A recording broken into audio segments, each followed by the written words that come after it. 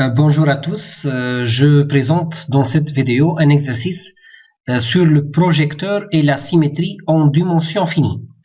L'énoncé de cet exercice, soit f, l'application définie par f de r au cube vers r au cube qui a le triplet x, y, z associe le triplet x, x plus y moins z, x1.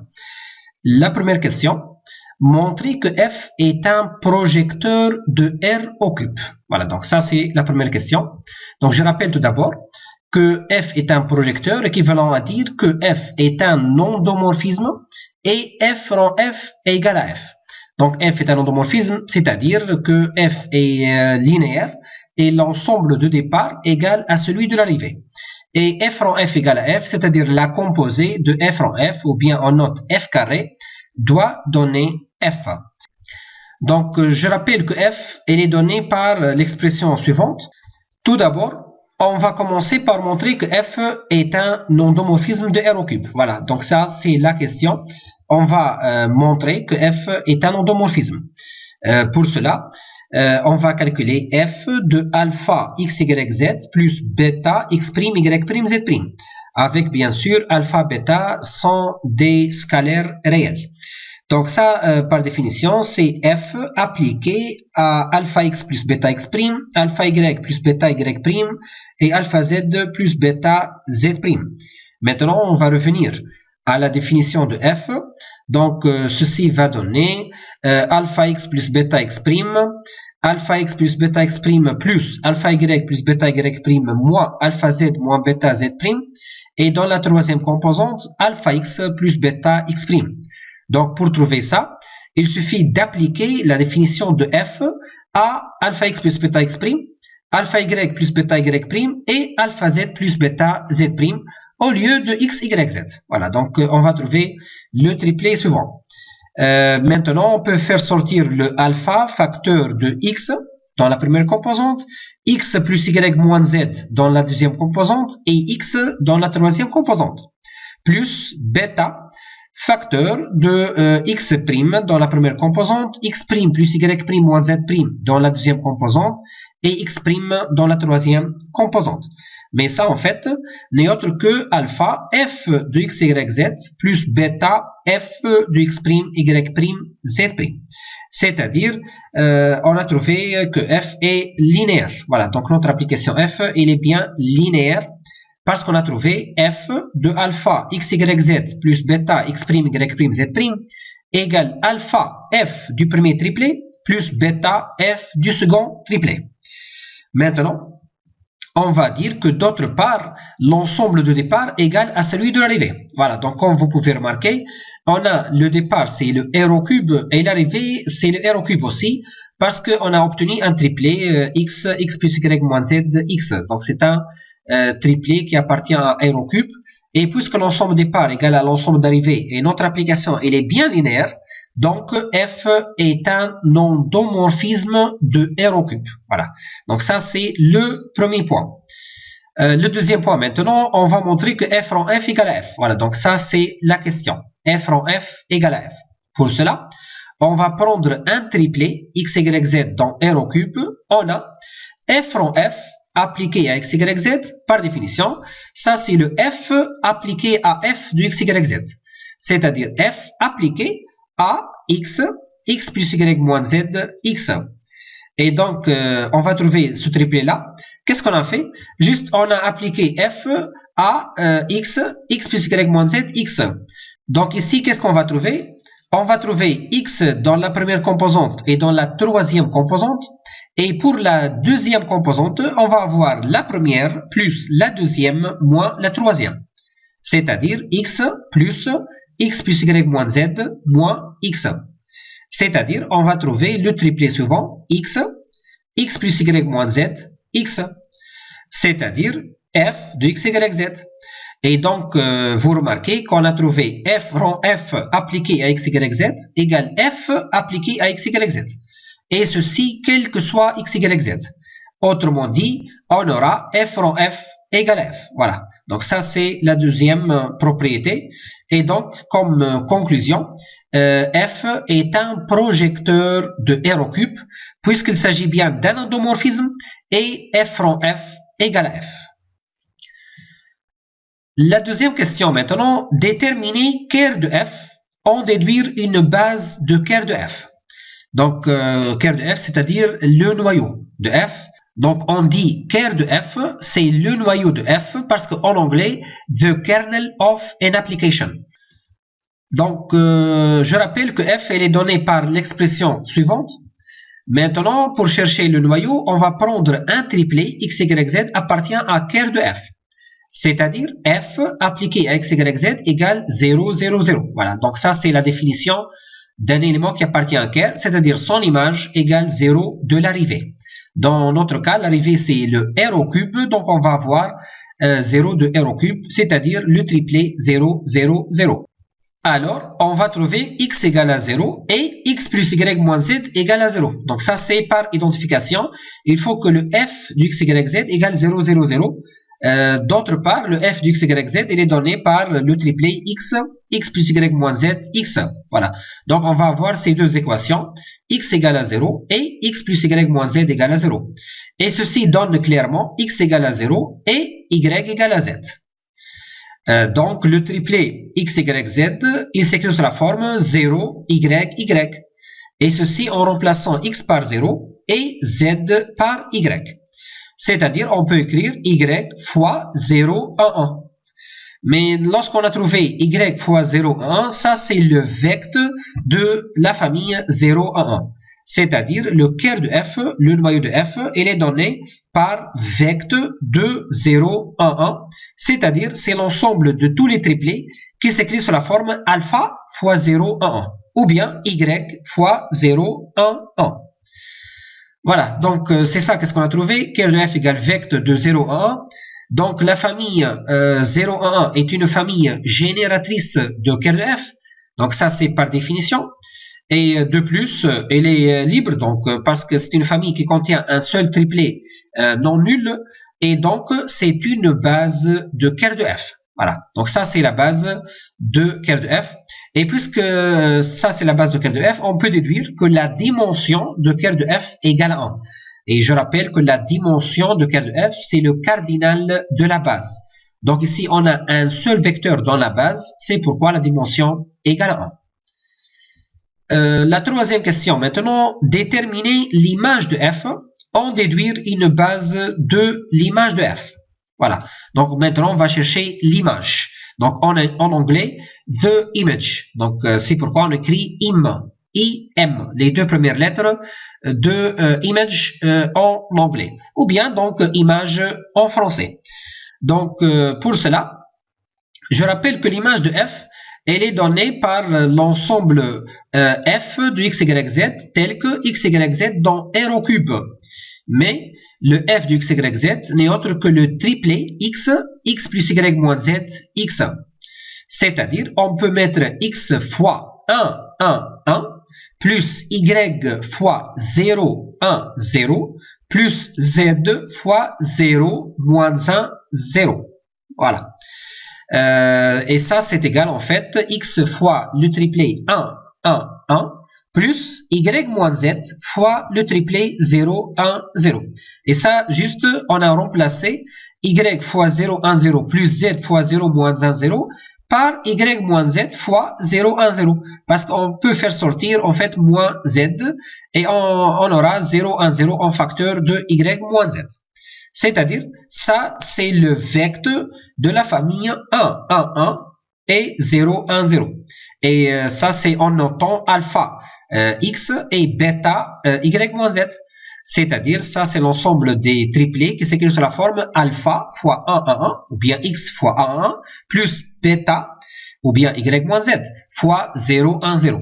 Et donc, ça, c'est le vecteur de 1, 1, 1 et 0, 1, 0. Voilà, ça, c'est l'image de f.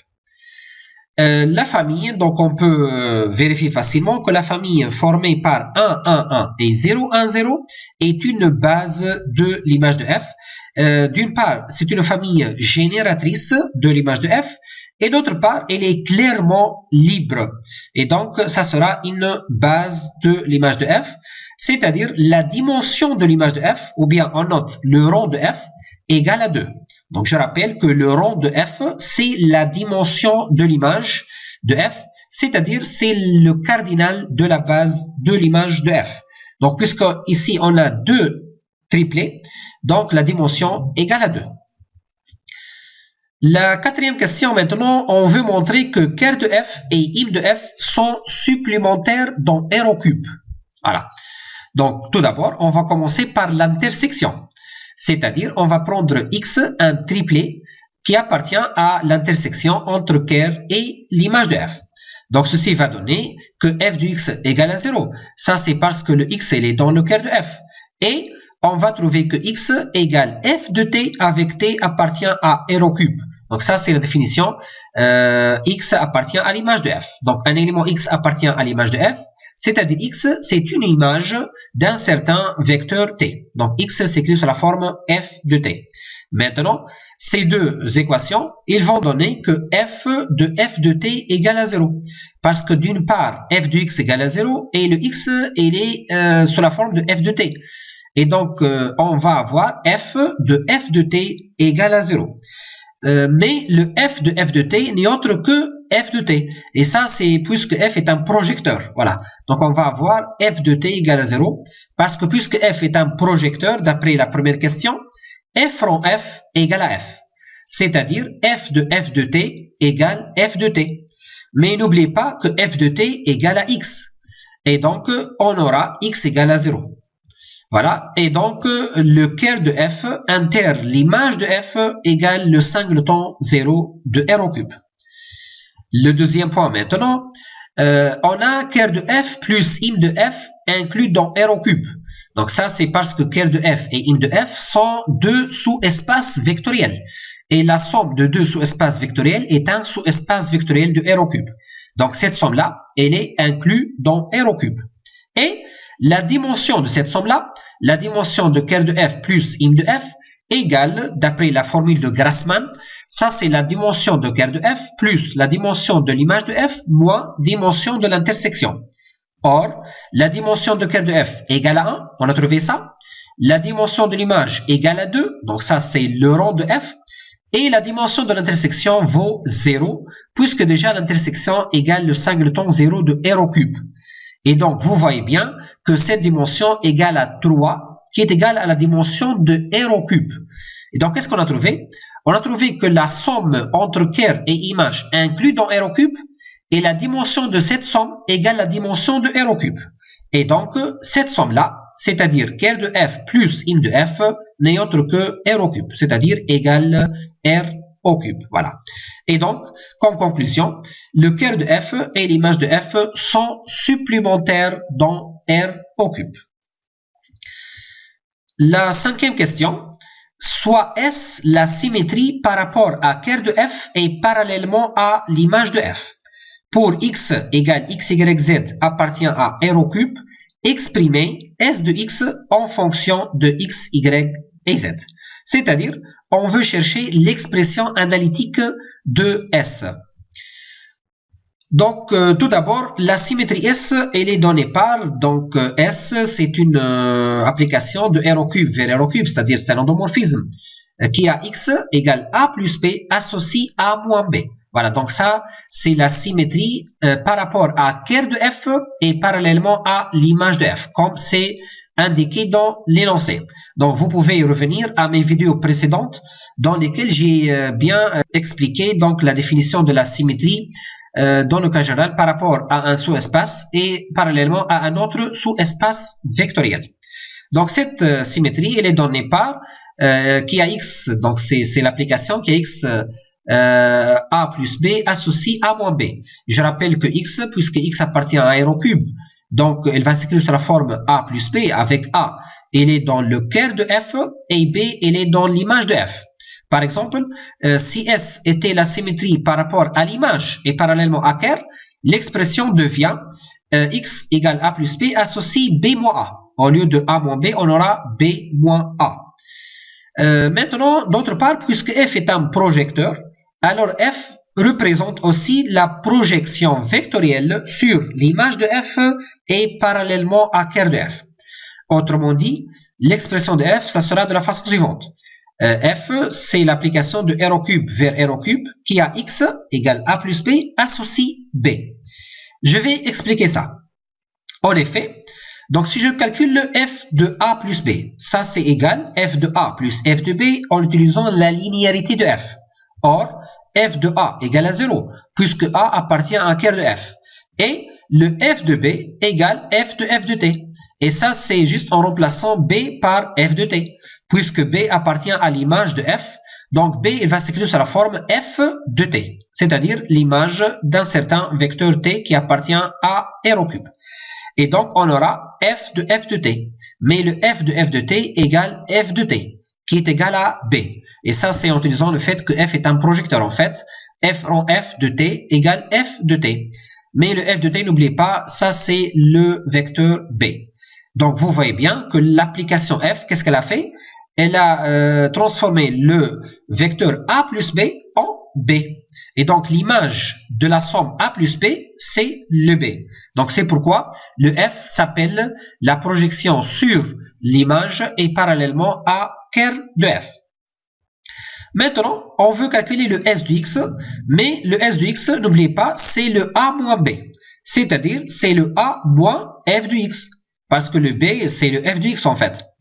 C'est-à-dire, ça c'est le x moins b moins f de x. Donc juste ici, on a remplacé petit a par x moins b. Parce que le grand x n'est autre que a plus b. Et donc le petit a, c'est le x moins b. Mais le b, à son tour, égale f de x. Et donc on va avoir x moins 2f de x. Voilà. Et donc, voilà, donc c'est ça qu'est-ce qu'on a trouvé. On a trouvé que s de x égale x moins 2f de x. Mais le x, déjà d'après l'énoncé, ça c'est le triplet x, y, z. Et le f de x, déjà vous connaissez, ça c'est le x plus y moins z, x. Et donc on va avoir la différence suivante, x, y, z moins 2, x plus y moins z, x. Et le calcul va donner le triplet suivant, moins x, moins 2x moins y plus 2z, z moins 2x. Et donc, notre application S, elle est donnée par l'expression suivante, c'est l'endomorphisme de r au cube vers r au cube qui a le triplet x, y, z associe le triplet moins x, moins 2x moins y plus 2z, z moins 2x. Déjà, on peut vérifier ça, puisque S est une symétrie, alors on doit avoir S rond S égale l'identité. Donc, pour vérifier, on peut calculer S rond S, c'est-à-dire S rond S de x, y, z, on va trouver x, y, z. Et donc, S rond S égale l'identité. Ça, c'est pour confirmer que S est une symétrie. Voilà, finalement, je vous remercie beaucoup pour votre attention.